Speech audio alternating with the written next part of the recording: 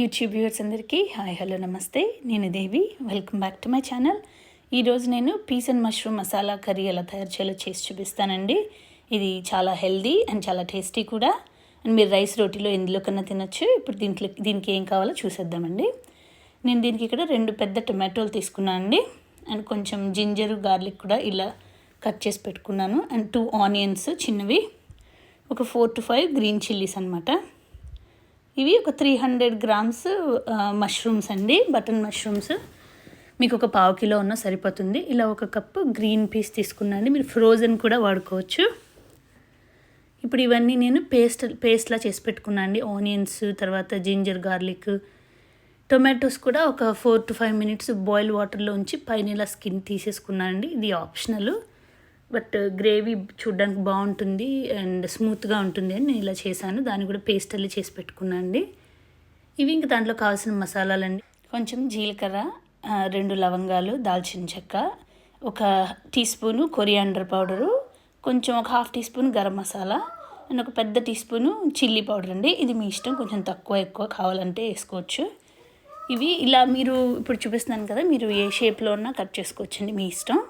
Mushrooms ఇలా cut చేసేసుకొని ముందువి కొంచెం ఫ్రై చేసుకోవాలండి. కొంతమంది ఫ్రై చేసుకోకుండా డైరెక్ట్గా కూడా వేసుకుంటారు, బట్ నాకైతే ఇలా నచ్చుతుంది. సో 1 టీ స్పూన్ ఆయిల్లో కొంచెం కొంచెం పసుపు వేసి ఫ్రై చేసుకోవాలండి. ఇది ఒక 4 to 5 మినిట్స్ పడుతుంది. సో మీరు కర్రీలో ఎక్కువ ఏం ఉడికించిన అవసరం లేదు. దీని తర్వాత ఇదిగో చూస్తున్నారు కదా, ఇలా ఇందులోంచి కొంచెం ఆయిల్ బయటకు వచ్చినట్టు వస్తుందండి. వాటర్ అంతా వెళ్ళిపోయి అంతవరకు వేయించుకోవాలి. ఇది మీ ఇష్టం అండి, మీరు కావాలంటే డైరెక్ట్గా కర్రీలో కూడా వేసుకోవచ్చు, బట్ ఇలా అయితే నాకు చాలా టేస్టీగా అనిపిస్తుందండి. సో ఇది అయిపోయిందండి, ఇది పక్కన పెట్టేసుకోవాలి.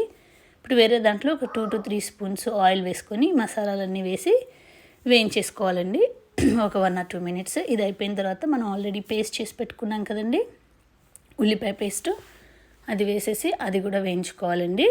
అది కొంచెం బ్రౌన్ కలర్ వచ్చే వరకు కొంచెం దాంట్లో ఉప్పు, పసుపు కూడా వేసేసుకోవచ్చండి. ఇప్పుడు అండ్ మనం కట్ చేసి పెట్టుకున్నాం కదండి గ్రీన్ చిల్లీస్, అవి కూడా వేసేసి కొంచెం బ్రౌన్ కలర్ వచ్చే వరకు వేయించుకోవాలండి. తర్వాత దీంట్లో జింజర్ గార్లిక్ పేస్ట్ వేసేసుకొని అది కూడా పచ్చివాసన పోయేంత వరకు వేయించుకోవాలండి.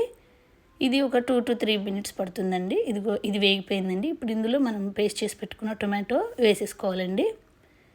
ఇది మీరు కావాలంటే మూత పెట్టుకొని వేయించుకోవచ్చండి, మామూలుగానే వేయించుకోవచ్చు. ఇందులో ఉంచి ఆయిల్ బయటకు వచ్చే వరకు వేయించుకోవాలండి.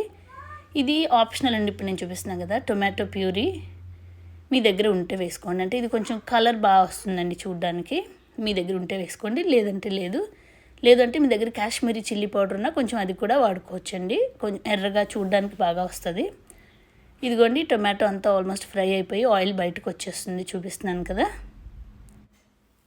ఇప్పుడు ఇంక మనం ఇందులో చిల్లీ పౌడరు, కొరియాండర్ పౌడరు ఇవన్నీ కూడా వేసేసుకొని ఒకసారి కలిపేసుకొని గ్రీన్ పీస్ వేసేసుకోవచ్చండి. ఇప్పుడు చూస్తున్నారు కదా, గ్రీన్ పీస్ వేసేసుకొని ఇందులో ఇప్పుడు వాటర్ వేసుకోవాలండి. వాటర్ కూడా మీకు మీ ఇష్టం అండి, ఒక 1 కప్ అయినా సరిపోతుంది. ఇంకా గ్రేవీ కొంచెం పలుచగా కావాలంటే కొంచెం ఎక్కువన్నా వేసుకోవచ్చు.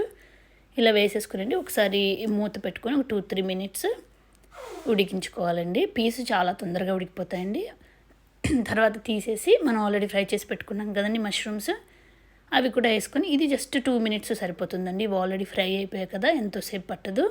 ఒకసారి మన సీజనింగ్ అది, సాల్ట్ అది చెక్ చేసుకొని ఇప్పుడు మనం లాస్ట్లో గరం మసాలా, కొత్తిమీర కూడా వేసేసుకొని ఒకసారి కలిపేసుకొని దించేసుకుంటే అయిపోతుందండి.